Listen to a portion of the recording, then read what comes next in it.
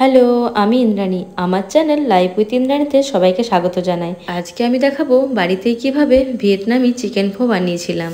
ফো হলো ভিয়েতনামের খুবই ফেমাস চিকেন নুডল স্যুপ। বিদেশি খাবার আর শুনতে অনেক কঠিন মনে হলেও এটা কিন্তু বাড়িতে বানানো খুবই সহজ। চলুন তাহলে রেসিপিটা দেখে নিন কিভাবে সহজে বাড়িতে বানিয়ে ফেলবেন।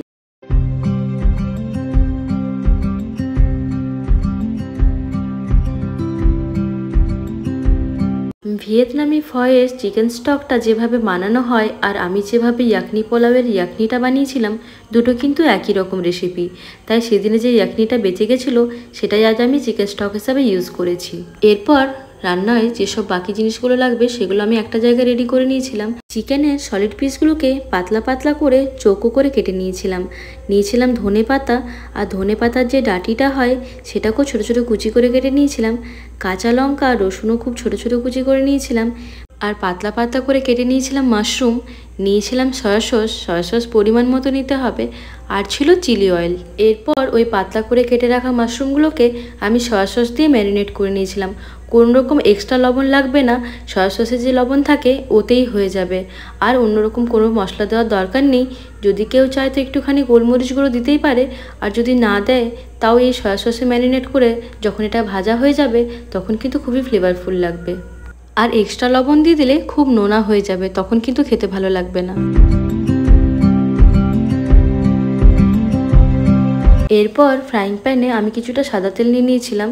যে কোনো কুকিং অয়েল বা বাটার ইউজ করা যেতে পারে। খুবই সামান্যই তেল লাগবে, যেটাতে আমি ম্যারিনেট করা মাশরুমগুলো ভেজে নেব। মাশরুমগুলো গোল্ডেন কালার হওয়া পর্যন্তই ভাজবো, বেশি ভাজার দরকার নেই। মাশরুম ওভারকুকড হয়ে গেলে খুব একটা ভালো ফ্লেভার আসে না।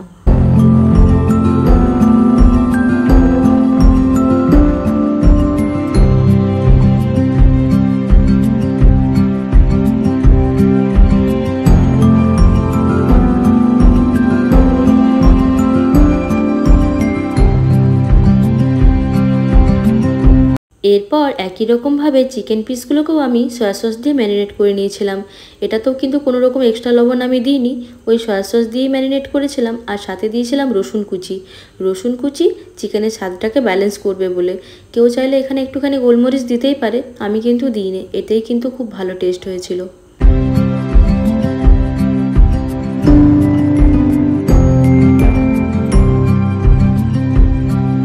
তারপর আবার ওই সামান্য একটুখানি তেল নিয়ে ওটাতেও আমি চিকেন পিসগুলোকে ভেজে নিয়েছিলাম গোল্ডেন করে। চিকেন কিন্তু মাশরুমের মতো জলদি রেডি হবে না, এটাকে একটু সময় নিয়ে ভাজতে হবে।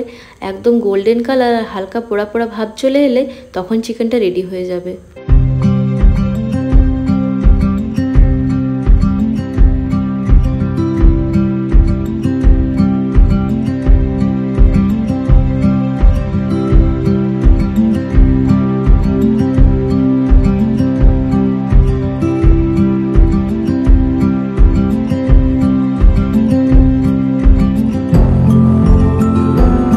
এরপর স্যুপের ফ্লেভারের জন্য যে সসটা লাগবে সেটা রেডি করে নিয়েছিলাম পরিমাণ মতো সয়া সস।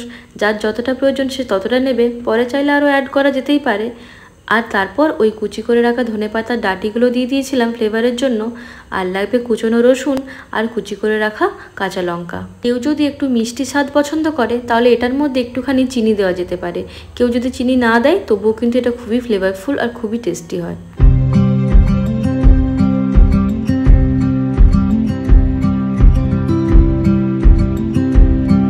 এরপর আগের দিন চিলি মাশরুম বানানোর সময় যে চিলি অয়েলটা বানিয়ে নিয়েছিলাম সেটাকে একটু দেশি স্টাইলে গরম করে 1 চামচ মতো ওই সসে আমি মিশিয়ে দেবো। তারপর সব কিছু ভালোভাবে মিশিয়ে দিলেই টপিংসের জন্য যে সসটা লাগবে সেটা আমাদের পুরো রেডি হয়ে যাবে। এরপর যে চিকেন স্টকটা ছিল সেটা আমি কড়াইয়ে একটুখানি গরম করে নিয়েছিলাম। কারো যদি আগের থেকে বানানো চিকেন স্টক না থাকে সে কিন্তু আমার ইয়াকনি পোলাওয়ের রেসিপি দেখে চিকেন স্টকটা বানিয়ে নিতে পারে, বা যে প্যাকেটের চিকেন স্টক পাওয়া যায় সেটা ইউজ করতে পারে। তারপর আমি নুডলস সেদ্ধ করে নিয়েছিলাম। এটা যে কোনো নর্মাল নুডলস হলেই হবে।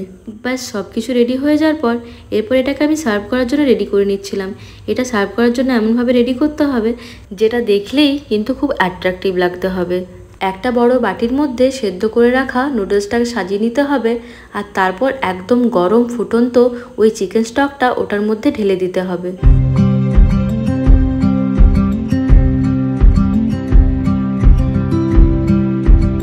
এরপর লাগবে একটা সেদ্ধ ডিম, যেটাকে আমি দুভাগে কেটে নিয়েছিলাম।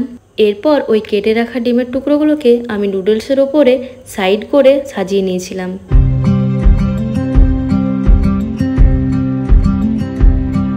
তারপর একে একে নুডলসের সাইডে ভেজে রাখা মাশরুম, ভেজে রাখা চিকেনের টুকরো দিয়ে সাজিয়ে নিয়েছিলাম।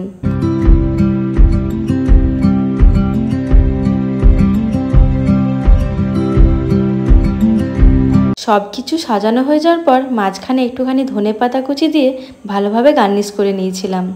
ব্যাস সব কিছু সাজানো হয়ে গেল, এখানেই কিন্তু শেষ নয়। এরপর এটা খাওয়ার একটা নিয়ম আছে, সেই নিয়মটাও আমি এখানে দেখিয়ে দিয়েছি। এটা খাওয়া শুরু করার আগে ওপর থেকে একটুখানি চিলি অয়েল ছড়িয়ে নিতে হবে।